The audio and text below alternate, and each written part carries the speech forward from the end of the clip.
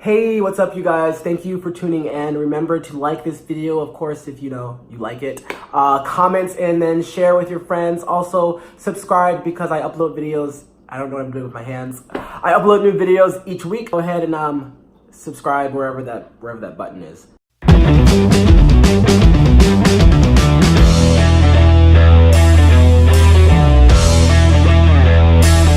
So I am back with a continuation of earlier this week. I forgot when I uploaded it. To Monday. I uploaded Monday this week. I've been uploading weird lately about childhood trauma and PTSD. If you haven't seen that video, you can click on it right here. That's part 1. This is part 2.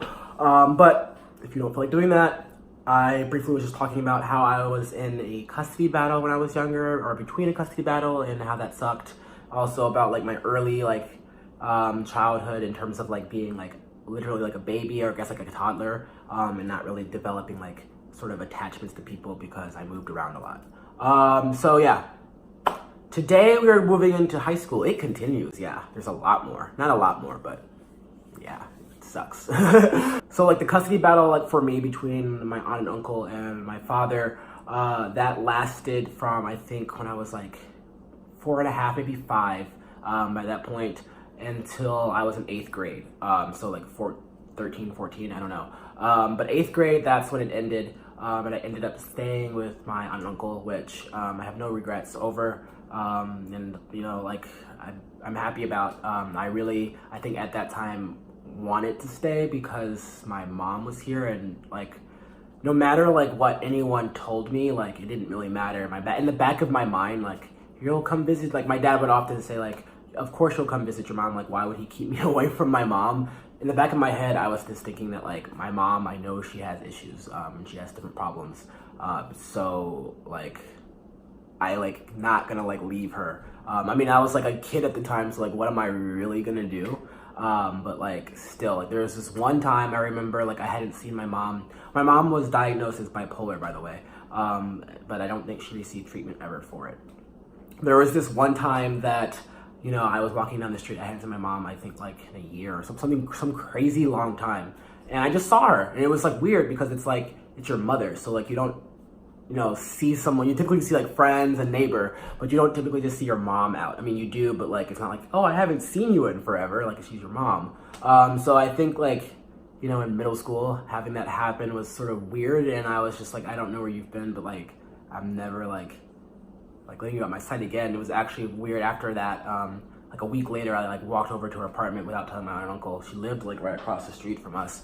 I just walked over, and I can't remember what. I think she was very surprised that I showed up, or she looked down and she was oh, does it mean cause I was young? I had to have been younger than middle school because she looked down I shouldn't have been able to walk over by myself, something like that, I think. So where was I going with this? Yes. At the end of the custody battle. So it kind of ended ugly in the sense that, I guess in a battle you have to look at it. I was trying to avoid using this word as someone wins or someone loses. My aunt and uncle won. My dad lost, I suppose. So within that, a big part of that is that I believe, it's hard for me to remember. I don't know why, because it was so vivid, during high school.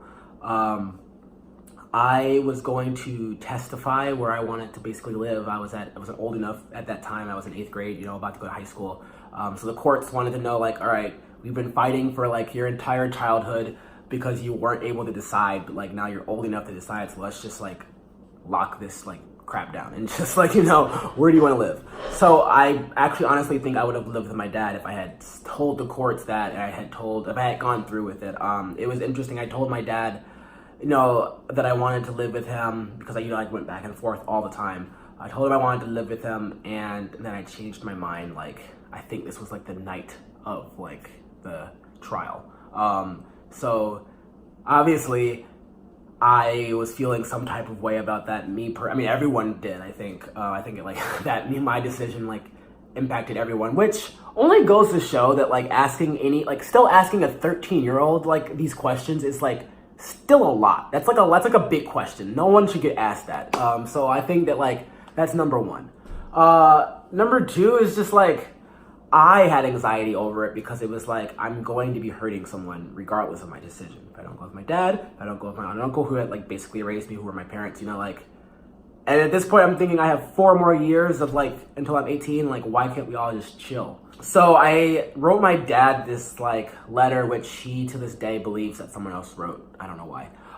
Because I guess because it was just so different from what I had just told him. But, you know, I think I called my brother that night. My aunt and uncle didn't know what my decision was. You know, they were like sad or whatever. But the one person who called me and wanted me to stay was my mom. And it was like, done deal, over. Sorry. Like, it was like so obvious. It was like, no more thinking after that. Like, she called me and that's all I wanted. And not all I wanted, but like, that's all I needed.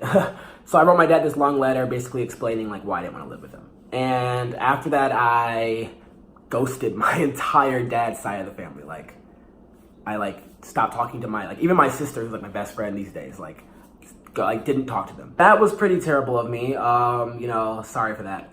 Like, that's not funny. But I am. But I think, you know, I still don't I say sorry that it happened. I don't feel sorry for myself because as a 13-year-old, you know, like who had just gone through like all of this crap, you know, you might have some problems dealing with. I essentially thought that my dad's side of the family, not just my dad, because remember, like, at this point, the whole family was sort of involved in it. I mean, like, it was such a long, like, drawn-out historical process or whatever. So it was sort of like I kind of affirmed or told like, my entire dad's side, like, hey, I'm coming to live with y'all. Like, we can be like a family again. It's going to be awesome. At least that's how I like perceived it. And I was excited for it. I really wanted to go. It would have been probably amazing because like they're my family. But so when I sent that letter to my dad through an email, didn't call him, through an email, and then just like stopped, like didn't respond to him at all after that, any of his calls or anything, anyone's. I did that to the entire family because I thought like if anyone tried to talk to me, like they would be yelling at me, and because my dad did that a lot. And so did my aunt. They both like were not the best at communicating when I was younger. I mean, I guess this might be connected to like my early childhood development. You know how I was talking about, you know, before I was 4 years old, where like I jumped around a lot and I never really developed those attachments. Like they talk about how like childhood trauma leads to different like alterations of like affective regulation and how you feel with relationships and like all those different things. But so because I didn't like have that attachment, it was very easy for me, especially because I was just so distant from my dad's side of the family. I think for me, like ghosting them was like, it wasn't hard for me to do that. It was hard for me to write the letter and send it, more so just because I was scared. But like not talking to them became like, it wasn't like, that's not normal for a child to just be able to like disconnect from like an entire side of like someone who's supposed to be close. But then in terms of like what happened afterwards, my sister reached out to me. This was like 6 months later. She reached out to me. She didn't say anything about a letter. She didn't say anything about that. She was just like, I just wanted to see like how you were doing and like to see if you were okay. And I think that is the reason like why I felt comfortable coming back and like talking to her, and then, you know, talking to the rest of my family, because it was weird. I talked to like everyone else but my dad during high school. I talked to my dad twice. And I'll tell you about why I didn't talk to him in a second. My sister reached out to me, and then since then, I don't really remember like how it developed after that. But then she came to visit me my freshman year of high school. So like not only did she, you know, reach out to me a year later, that she then came to visit me, you know, not through my dad, she just came. I think that shows a certain level of maturity in my sister, because at this time, like, my sister was, I think, in college? I don't know, or just like her freshman. She was younger than me than I was now, I think. I think she was like 19 or 20. But she like reached out and she did that. So my dad, on the other hand, now he has a completely different story of this. He doesn't recall this at all, but he explained how my aunt and uncle like wouldn't let me see him in high school, which, you know, might be true or might not be true, whatever. But that's not sort of, or like that he couldn't send for me, like that couldn't be arranged. So whether or not that's true, you know, maybe it's true, probably is. My aunt and uncle didn't like me seeing my dad, I don't think. I don't know. But for me, I remember sophomore year very, very vividly. I called him on his birthday in October. And I remember this because I was sailing class. So I called him for 3 weeks in October. because we had sailing on Wednesday. I would call him before class, and I would, you know, it would be a very awkward conversation. All we would talk about is the weather, because like there was this big ass elephant in the room about me not going to live with him, and also just having not talked to him like since 8th grade. I remember asking my dad if he would send for me for, you know, fall break, and then his response was, ask your aunt. So in my mind, because he says smart ass comments like that all the time when I was younger, you know, in terms of my aunt, because he doesn't like her, or sorry, he doesn't like her actions. I don't know, he'll say something else. But because like, you know, they didn't get along, my mind was thinking like, of course she's not gonna like send me for me. Like they know that, like they know this, like he would have to buy the ticket and allow me to come. So that's what I was asking for him. I was asking for him as, you know, him to buy the ticket and send for me. And like when he said ask your aunt, I knew that she would like not buy the ticket for me to go down to see him, but then it would have to be him. And I guess maybe that was miscommunication. Maybe he was saying like ask your aunt if I can come down. I don't know. No, he definitely said buy ticket. I remember that. But after that, I didn't talk to him until I graduated from high school, because I was sort of like, all right, this isn't working. I'm like 14 years old. You're like 50 something. Like I can't like do this. Peace.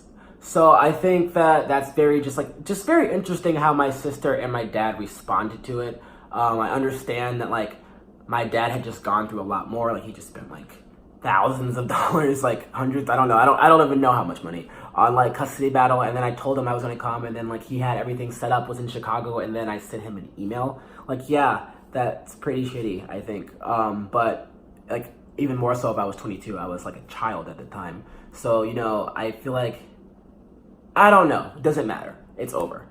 It does matter, but you know, I'm like, me and my dad are fine. We can move on. So that really like, that was all normal to me. Like all of that was like normal situation, was nothing like wrong with that at all. I thought nothing of it. So like I'm saying these things, but like honestly, like my relationship with my dad, that did not, like I cut him off. I like never thought I was gonna talk to him again. Never thought I was gonna have a relationship with him at all. I thought we were donezo. So that's not normal, which I thought was normal at the time. Like at this time, I had no idea that like, yeah.